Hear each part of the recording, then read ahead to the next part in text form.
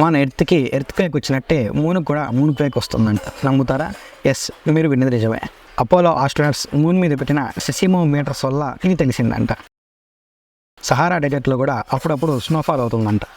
కానీ ఇది మీరు అనుకున్నట్టు ఫ్రీక్వెంట్గా అవ్వదు, అప్పుడప్పుడు అవుతుందంట. రికార్డ్స్ ప్రకారం ఇప్పటికి ఇది కేవలం 4 సార్లు మాత్రమే అయింది. అది ఎప్పుడంటే 1979లో ఒకటి, 2016లో అండ్ 2018లో, అంతేకాకుండా రీసెంట్గా 2021లో కూడా అయిందంట. యాపిల్ బ్రాండ్ అనేది ఫోన్స్కు లాంచ్ చేసే ముందు ఒక క్లాత్ బ్రాండింగ్ చేసేదంట. కానీ అది ఎక్కువగా సేల్స్ అవ్వకపోవడంతో డిస్కంటిన్యూ చేశారంట.